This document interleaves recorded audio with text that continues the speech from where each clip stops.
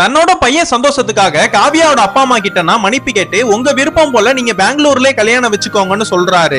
இவங்க ரெண்டு பேருக்குமே நல்லபடியா பெங்களூர்ல கல்யாணமும் ஆயிடுது. கல்யாணம் முடிஞ்ச கொஞ்ச நாள்லயே மாப்பிளைய அமெரிக்கால செட்டில் பண்றதா காவியாவோட அப்பாவும் சொல்லி இருப்பாரு.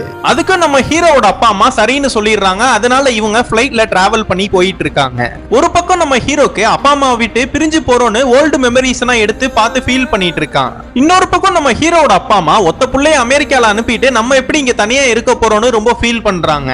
நம்ம ஹீரோ சின்ன வயசா இருக்கும் போது அவங்க அப்பா தாஜ்மஹாலை காட்டுறேன்னு ட்ரெயின்ல கூட்டிட்டு போயிட்டு இருப்பாரு. அங்க ஏதோ டிடிஆர் கிட்ட பிரச்சனை பண்ணனால நம்ம இந்த ஸ்டேஷன்ல இறங்கிடலாம் வான்னு அவங்க பையனை கூட்டிட்டு பாதியிலே இறங்கிடுறாரு. அப்ப அந்த டிக்கெட் எடுத்துட்டு அவங்க பையன் கையில கொடுத்துட்டு, நான் கண்டிப்பா உன்னை தாஜ்மஹாலை பார்க்க கூட்டிட்டு போறேன், நீ பெரியவன் ஆனதுக்கு அப்புறம் நீ கண்டிப்பா மேல பறக்கிற ஏரோப்ளைன்ல என்ன கூட்டிட்டு போவியான்னு கேக்குறாரு. முன்னாடி நடந்ததெல்லாம் நினைச்சு நம்ம ஹீரோவும் ரொம்ப ஃபீல் பண்ணி பிளைட்ல போனாங்க. பாதியிலேயே கிராமத்துக்கு வந்துடுறாங்க. ஏன் என்னாச்சு, ஏன் பாதியிலே வந்துட்டீங்கன்னு நம்ம ஹீரோவோட அப்பாவும் கேட்கும் போது நம்ம காவியாவோட அப்பா நம்ம ஹீரோவோட அப்பா கிட்ட டிக்கெட் என்ன காமிச்சு, இந்த டிக்கெட் உங்களுக்கு ஞாபகம் இருக்கான்னு அவர்கிட்ட மன்னிப்புனா கேக்குறாரு. ஆக்சுவலா என்ன இருக்குன்னா, தன்னோட பையனை தாஜ்மஹால் பாக்குறதுக்காக ட்ரெயின்ல கூட்டிட்டு போறப்ப நம்ம காவியாவோட அப்பா அம்மாவும் டிக்கெட்டே எடுக்காம ட்ரெயின்ல டிராவல் பண்ணிட்டு இருப்பாங்க. அப்ப டிடிஆர் வந்து டிக்கெட் என்ன கேட்கும் போதுதான் நம்ம காவியாவோட அப்பா நம்ம ஹீரோவோட அப்பா கிட்ட ஹெல்ப்னா கேட்டிருப்பாரு.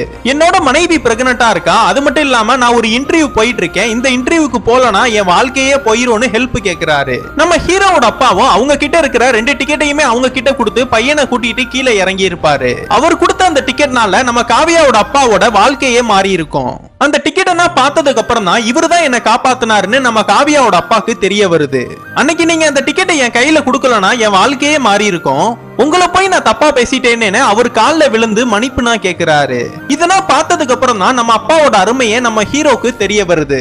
நம்ம அப்பா பார்க்க குள்ளமா பாக்குறதுக்கு அசிங்கமா இருந்தாலும் நம்ம அப்பா தான். நம்ம வாழ்க்கையிலேயே முதல் ஹீரோங்கிறது நம்ம அப்பா தான் புரிஞ்சுக்கிறான்.